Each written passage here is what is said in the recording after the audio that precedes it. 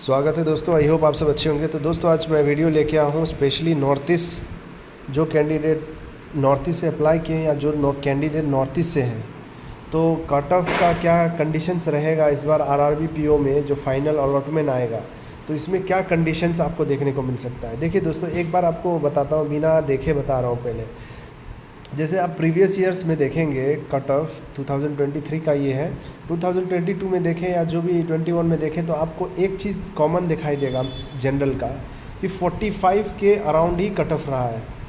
45, 46, 47, 48 इसी के अराउंड में कट ऑफ रहा है। मतलब आउट ऑफ 100, मतलब वो जो मेंस का तो एग्ज़ाम होता है 200 का, इंटरव्यू होता है 100 का, टोटल मिला के 300 का होता है। अब 300 को हम लोग कन्वर्ट 100 में करते हैं, तो ये जो कट ऑफ है हमारा क्या है कि 100 के फॉर्म में है। तो नॉर्थ ईस्ट में क्या है कि मोस्ट ऑफ द स्टेट में आपको कितना मिलेगा, 45 के अराउंड मिलेगा। 45 प्लस माइनस होते रहता है, लेकिन कभी कभी देखा गया है कि नॉर्थ ईस्ट में 50 प्लस भी चला गया है, असम और त्रिपुरा में ज़्यादा करके, और कभी कभी देखा जाए तो मेघालय भी 50 क्रॉस कर चुका है। तो आपको मैं ये 2023 का दिखाता हूँ। ऑलरेडी मैंने इस पर स्टेट वाइज वीडियो बनाया था, इस पर स्पेशली मैं सिर्फ नॉर्थ ईस्ट का डिस्कस करूँगा। तो अरुणाचल प्रदेश का अगर देखें तो 49.78 था। देखिए 49 कट ऑफ बहुत हाई कट ऑफ माना जाता है एक्चुअली, नॉर्थ ईस्ट में हो और बाहर के स्टेट में भी कितना रहता है, 52, 53 रहता है। अब 49 मान लो, इसलिए मैं कहता हूँ बाहर के कैंडिडेट को कि अप्लाई करके कोई फ़ायदा नहीं है एक्चुअल में। अगर देखें तो आप प्रीलिम्स आपका क्लियर हो जाएगा। मेंस के लिए क्या होगा कि कभी कभी मेंस का कट ऑफ ठीक आपका बाहर जैसा ही होता है, कोई फ़र्क नहीं पड़ता, 2-4 मार्क्स का इधर उधर होता है। इसलिए कहता हूँ कि अपने स्टेट से अप्लाई करें तो बेटर रहता है। नॉर्थ ईस्ट में जाकर आजकल कोई फ़ायदा नहीं है, आपको सरप्राइजिंग मिलता है। क्या होता है कि आपका मेंस का कट ऑफ बाहर से भी कभी कभी हाई हो जाता है आपके खुद के स्टेट से। तो आप सोच समझ के अप्लाई करो, और देखिए फ्यूचर में आपको दिक्कत एलपीटी में ये सब में ज़रूर होगी। तो इसलिए मैं कहता हूँ कि सोच समझ के आप नॉर्थ ईस्ट में अप्लाई करें। अब यहाँ पे अरुणाचल में एसटी का कट ऑफ 35 है, ओबीसी का 47 है। अब एक चीज़ याद रखना, ओबीसी और एसटी कट ऑफ बहुत अजीब होता है, कभी भी कुछ भी हो सकता है यहाँ पे चेंजेस। कभी कभी एसटी का कट ऑफ भी बहुत हाई रहता है, ओबीसी का भी हाई रहता है। आई होप आप समझ रहे होंगे। असम का तो आपको 50 प्लस लेके चलना होगा, ठीक है, 50 प्लस ये साल भी लेके चलना होगा आपको, और वैकेंसी कंपेयर कर लेना आप लास्ट ईयर के हिसाब से। तो असम त्रिपुरा में 50 plus chance most probability chances हैं, ठीक है। और एक पॉजिटिव पॉइंट रहता है आपका, देखिए एसटी ऑब्वियसली एसटी में तो कम रहेगा ही कट ऑफ, ठीक है। तो असम त्रिपुरा आपको 50 प्लस लेके चलना पड़ेगा। अरुणाचल आपको 45 प्लस में रहेगा, ठीक है, 45 के रेंज में रहेगा। मतलब 45 एग्जैक्ट 45 नहीं, मतलब 45 प्लस, मतलब आप समझ रहे हैं 47, 46, 48 ऐसा रह सकता है।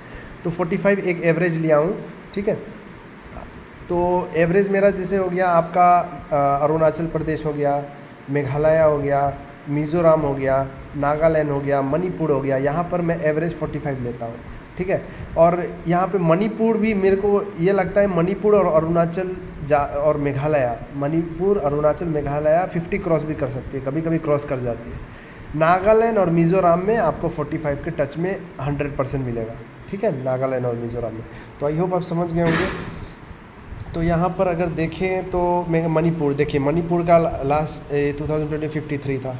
वही मैं कह रहा था आपको कि मणिपुर अनएक्सपेक्टेड है। देखिए मेघालय भी 50 प्लस है, तो मेघालय मणिपुर हो सकता है कि ये 50 प्लस चला जाए, लेकिन मिज़ोरम 101% आपका 50 प्लस नहीं जाएगा, याद रखना 45 के रेंज में ही रहेगा। आप देख लेना, नागालैंड भी 45 के रेंज में रहेगा।